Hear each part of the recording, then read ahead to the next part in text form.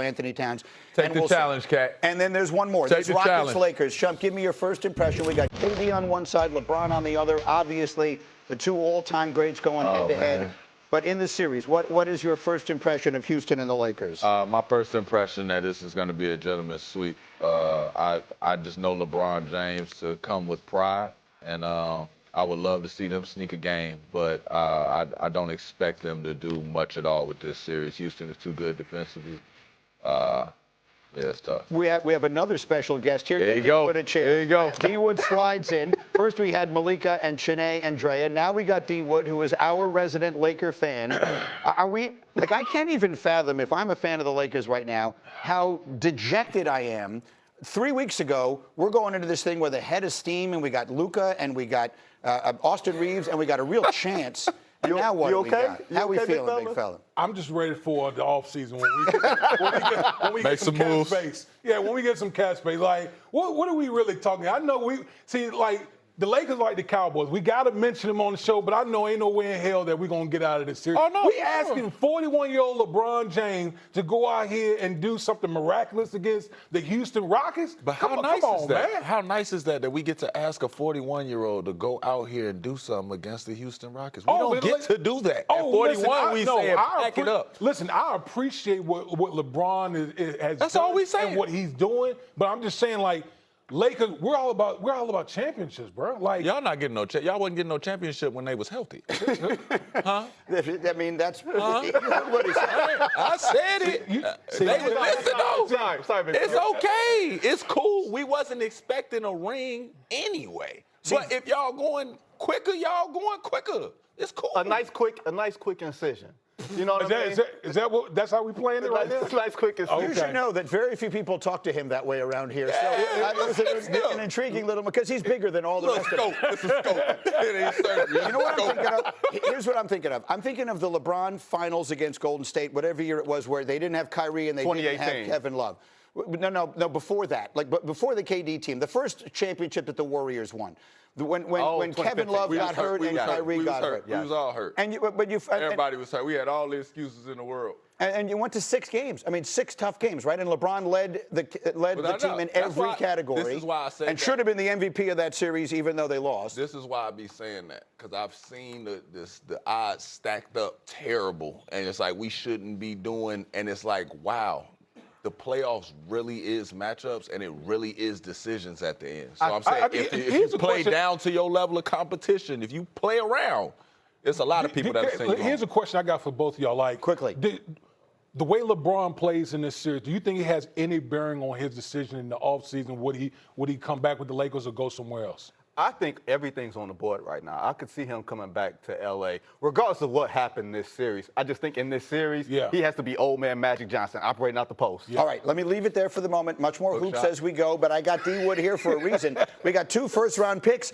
The end of the beginning in the NBA, and now the beginning of the road to the end. The playoffs and the play-ins are here. These are the matchups that we have set. In the West, the 4 seed is the Lakers. They'll take on the 5 seed Rockets. The 3 seed is Denver. They'll take on the 6 seed Timberwolves. In the East, the 4 is Cleveland. They will play the 5 seed Raptors. The Knicks at the 3 seed have Atlanta. The rest will be determined by what we get in the play-in over the course of this week. So let's do some first impressions on some of these series that we know. Vince Goodwill, give me a first impression on Wolves, Nuggets. What are we thinking here? Grudge match. These 2 teams have played twice in the playoffs over the last 3 years. Each have won a series.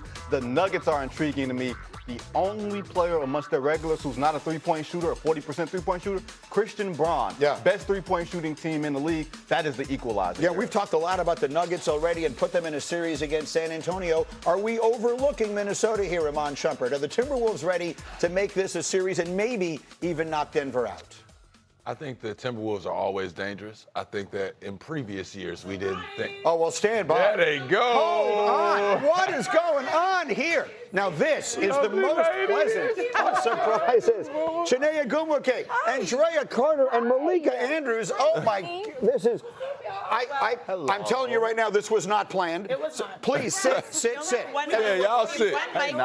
Y'all sit. Yes. You know y'all are talking NBA. Oh, y'all gonna stand. We hear you. Y'all are talking NBA, Yes. and we absolutely are excited for the postseason. We're excited for the play-in. We're excited for that getting underway. But that starts tomorrow, Greenie. What's happening tonight? The WNBA draft. So Yeah, the WNBA draft is tonight. So please tune in this evening for the WNBA draft. We're going to be on the red carpet special, and then at 7 o'clock Eastern, we got the festivities starting. Okay, and who's going number one? That's the million-dollar question. Literally now with the new CBA. There's literally It will be literally $1 million question. But we think that there's really three different viable options here. Three very different options. You have a sharpshooter in AZ Fudd from UConn. You have the ultimate point guard who can pass from every single angle in Olivia Miles. And then Awa Famtiam. She's 19 years old. She's from Spain. She's 6'4". She's mobile. She can do just about everything. She has the highest ceiling, in my opinion. Very different players. Just depends on what Dallas is going to try and do to fill whatever hole they want with those three players. Okay, this is outstanding, and it was a completely unscripted, unplanned. So good to see you guys. Thank you, Mika. Guys, have a great show. We'll be watching tonight. You're going to GMA now or something? Okay. Good morning, America. Going back. Awesome to see you. Can't have him on permanently. He's got to come back to the West. Okay, no, I'm laying some claim to him here. We'll see how we do. Okay, outstanding. That was fun. Our WNBA draft is tonight. Where was I? I've lost complete track of where I was. Oh, someone tell me if Minnesota's going to knock out Denver. In the past, I have thought that Minnesota didn't have enough. And it seems to be a trend for them to want to have their back against the wall to make things shake. They're going to compete. I don't think we're overlooking them. Think about who Anthony Edwards has knocked out of the playoffs the last couple of years. Luka Doncic, LeBron James, Stephen Curry, Kevin Durant, Nikola Jokic. That's like an all-NBA first team of legend killers. Who can say that he can't do it again? He wants it. I mean, we've talked about, and every year we get to this time of year, we talk about how he's the guy, he's the next one, he's the sort of, like the ruthless guy with the right mentality. We'll see. Let's go on with some of these series. Shump, Raptors and Cavs. Give me a quick first impression on that one. Man, I think that the Cavs did a great job and a great thing here, making sure that they drew them as opposed to the Hawks.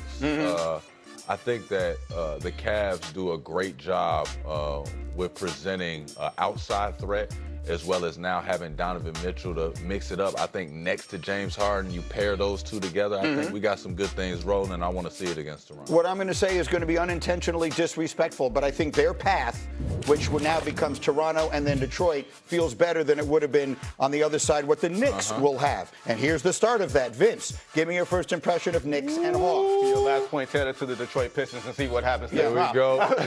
For the Knicks, this is a team that they probably didn't want to see. They probably would have loved to see the Toronto Raptors in round one. But the Atlanta Hawks have just enough to give the Knicks problems with the length that they have with Dyson Daniels, Nickeil Alexander-Walker, Jalen Johnson. They have enough length that can bother the Knicks. We had Alan Hahn in here who does the Knicks games, and after the Knicks and Hawks played a great game, what was it, 2 weeks ago? You were here with me that morning, and Alan was like, for the Knicks fans who are saying we want Atlanta in the first round, are you crazy? Like, this is the last team the Knicks wanted to see. Yeah, seeing that, first off, it's the matchup problem. Right. Nickeil Alexander playing unbelievable right now, shooting the ball really well. Next to CJ, who's also battle-tested and been through these playoffs a numerous amounts of times next to Damian Lillard. And then you add that oddball in Jalen Johnson that you don't really understand a lot of these young guys when they come in and they're moving how they're moving. We have to throw stuff out there like he doesn't have experience. But it's like, I don't want to deal with somebody that knows that if I lose, it doesn't mean anything. With nothing to lose, that makes somebody dangerous. Here's an important point to make. Two of Karl Anthony Towns' best games came against the Atlanta Hawks, 36 and 13 in the game. Like, he has to be featured in this series, maybe in ways that he would not have been against the Toronto Raptors. Feels like a lot of this postseason for the Knicks is going to be a referendum on him, right? Absolutely. On Karl